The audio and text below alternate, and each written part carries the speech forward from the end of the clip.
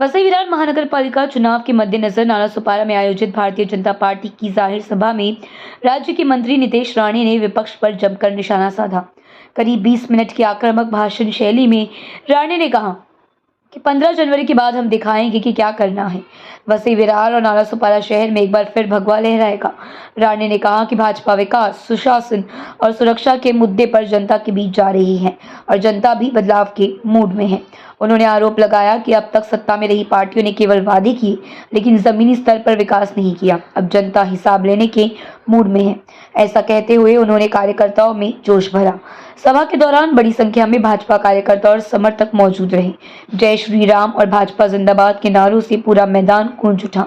इस सभा को वसई विरार चुनाव प्रचार की दिशा में भाजपा की शक्ति प्रदर्शन के रूप में देखा जा रहा है, जिससे शहर की राजनीति का माहौल और गर्मा गया है। Bureau report, VRS news. आज आपल्या वसई विरार महापालिकेच्या प्रभाग 9 च्या ह्या प्रचार सभेच्या निमित्ताने मी आपल्याशी संवाद साधण्यासाठी आवर्जून इथे उपस्थित आहे। माझ्या अगोदर आमच्या राजन नाईकजीने अतिशय विस्तृत पद्धतीने आपल्या या भागामध्ये महायुतीचेच उमेदवार आपल्याला का निवडून दिले पाहिजे याबद्दल आपले विचार मांडलेले आहेत। एक तुम्ही सगळ्या जणांनी एक साधा सोपा विचार करावा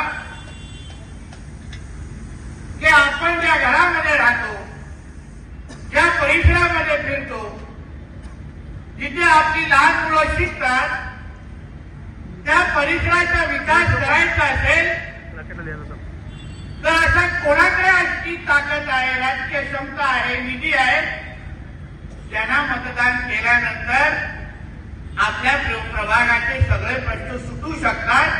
हा मतदार म्हणून तुम्ही सगळ्या जणांनी विचार करायला पाहिजे। आज देशात आणि राज्यात भारतीय जनता पक्ष आणि एनडीए आणि महायुतीचं सरकार आहे। देशाचे पंतप्रधान आदरणीय मोदी साहेब आहेत आणि राज्याचे मुख्यमंत्री म्हणून आपले आदरणीय देवेंद्र फडणवीस साहेब अतिशय सक्षम पद्धतीने राज्याला पुढे घेऊन जातात।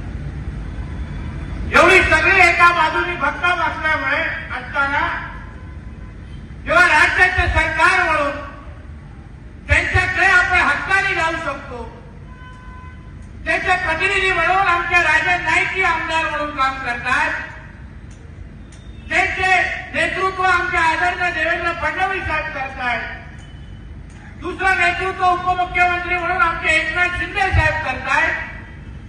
आता आपण सत्ताधारी लोकांच्या बद्दल विचार करावा की ज्या लोकांकडे तुम्हाला साधं 1 रुपयाची निधी देण्याची आज क्षमता नाहीये, तर मग त्या उमेदवारांना मतदान करून आपल्याला काय फायदा, याबद्दल तुम्ही फक्त विचार करायला। मी बसतोय ना आता इथं बंदर विकास मंत्री म्हणून, वाढवण बंदर जसं आता तयार होत आहे, मी तुम्हाला आज शब्द आणि विश्वास देऊन जातो, या भागातल्या प्रत्येक घरामध्ये एका व्यक्तीला त्या वाढवण बंदरमध्ये नोकरी लावण्याची जबाबदारी माझी असेल, हा विश्वास तुम्हाला इथे देऊन जातोय। अहो, तो वाढवण बंदर महाराष्ट्रामध्ये येतोय, आमच्या पालघरचे तुमच्या इथे जवळपास येतोय, मग बाहेरचे लोक आम्हाला कशाला, दुसऱ्या राज्याचे लोक कशाला पाहिजे? ज्या नोकऱ्या असतील तुमच्याच असतील, तुमच्यासाठीच असतील, म्हणून जे काही करू हे तुमच्या सेवेसाठी करू, तुमच्या अधिकारासाठी करू, म्हणून तुम्ही त्याही बाबतीमध्ये निश्चिंत राहा। या वाढवण बंदराच्या माध्यमातून प्रत्येक घरामध्ये आर्थिक समृद्धी आणण्याची जबाबदारी हे बंदर विकास मंत्री म्हणून माझी असते। तुम्ही फक्त निश्चय करा। तुम्ही अगर माझ्या विचाराचे नगरसेवकच दिले नाही, तुम्ही जसं इथं राजन नाईकांना निवडून दिलं, बघा आमचं काम किती सोपं झालंय। तुमच्याकडे इथे आणून उभं केले की नाही? तसा आपला विचाराचा आमदार अगर नसता, तो आणला असता का मला इथे? कुठेतरी दुसऱ्या आमदार येऊन तुम्हाला काहीतरी खोटी आश्वासने देऊन गेला असता? आज भारतीय जनता पक्ष आहे, शिवसेना आहे, आम्ही सगळे सत्तेमध्ये आहोत, सरकारमध्ये बसलो आहोत। तुम्ही काय जे विषय राजन नाईकांकडे मांडाल, उद्या जे जे विषय आमच्या या चारही नगरसेवकांकडे मांडाल ते थेट माझ्याकडे येतील, थेट देवेंद्र फडणवीस साहेबांकडे येतील आणि थेट सन्मान्य राणे साहेबांकडे येतील आणि प्रश्न सोडवण्याची जबाबदारी मग आमची असेल हा विश्वास पण तुम्हाला मी देणार. अशा प्रकारचे नागरी सुविधा आपल्याला भेटण्याचा आपला अधिकार आहे.